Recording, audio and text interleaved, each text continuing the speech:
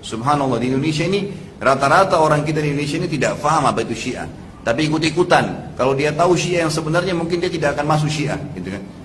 Tapi ada di antara mereka karena jahilnya, kemarin di Jakarta waktu mau meninggal, dia sempat bilang, saya meninggal, kalaupun saya meninggal ini dalam keadaan saya melaknat Abu Bakar. Siapa dia dan siapa Abu Bakar? Dan apa manfaatnya buat kamu? Tidak ada manfaat sama sekali. Mereka menanamkan kebencian sampai memakai sendal di tusuk Abu Bakar dan Umar. Itu mereka lakukan, subhanallah. Ini perilaku-perilaku yang ngawur semuanya. Dan perlu anda tahu, ahli sunnah wal jamaah, ya, ahli sunnah wal jamaah tidak mengkafirkan semua Syiah, tetapi orang yang sudah sampai pada tingkat kufur dikatakan kafir dan berusaha didakwain. Serta ahli sunnah wal jamaah mencintai Ali radhiyallahu anhu melebihi orang Syiah mencintai Ali. Karena kita selalu mengatakan radhiyallahu anhu dan kita tidak membedakan antara sahabat-sahabat dan masing-masing fadilah kita berikan kepada mereka. Tapi orang Syiah mengkafirkan ahli sunnah dan mereka menghalalkan darah kaum muslimin. Ini perlu kita sadari jemaah sekalian, dan mudah-mudahan pemerintah Indonesia ini menyadari tentang bahayanya Syiah di Indonesia.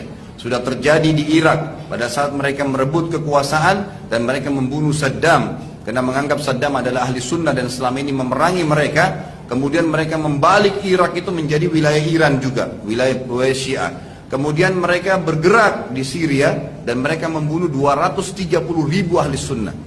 230.000 orang, laki-laki, perempuan, anak-anak, orang Yahudi saja tidak ada yang bunuh Islam sebanyak itu.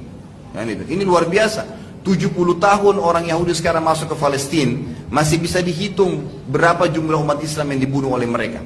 Tapi 3 tahun saja, ya, orang-orang Syiah masuk, bahkan 5 tahun di Irak, 3 tahun di, ya, sekarang masa pembantaian di Suriah itu, mereka membunuh, tidak ada orang yang membunuh umat Islam sejumlah itu.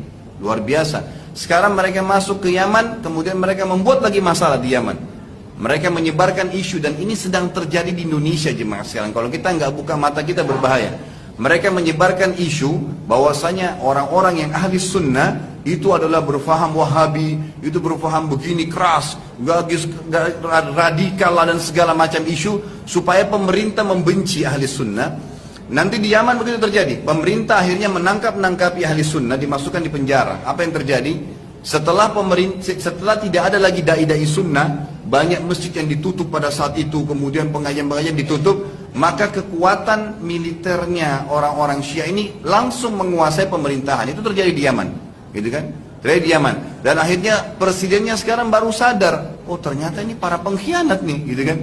Dan terjadi hal yang sama setelah mereka berkuasa. Mereka bakar masjid, mereka bunuh orang-orang para penghafal Quran. Itu terjadi di Yaman. Itu terjadi di Yaman. Dan mereka berkata, kami akan menyerang Haramain, ya, Mekah dan Madinah di musim haji ini. Di musim haji ini. Makanya kalau anda yang belum tahu kenapa Raja Salman hafizahullah sekarang menyerang Yaman, itu justru karena kasus itu. Di Indonesia orang banyak tidak paham itu, ya. Orang banyak tidak paham kenapa diserang. Mereka sudah mengatur program untuk menyerang Haramain, ya, dan menjadikan sebagai Syiah, dan mereka mengkafirkan ahli sunnah wal jamaah, mengkafirkan sahabat, mengatakan Al-Quran itu kurang, dan beragam macam khurafat dan kebohongan yang mereka lakukan. Maka semoga Allah SWT menjaga Raja Salman yang luar biasa. Keputusannya sangat tepat untuk menyerang mereka ini.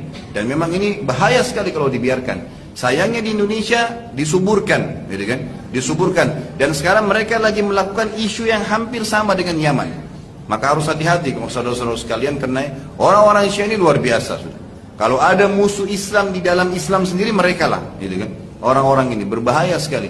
Mereka mengatakan Quran kurang, mereka melemparkan isu yang tidak benar, dan mereka mempunyai sifat ciri yang mirip sekali dengan orang munafik di zaman Nabi SAW. Berwajah Muslim tapi bukan perilaku Islam. Banyak sekali.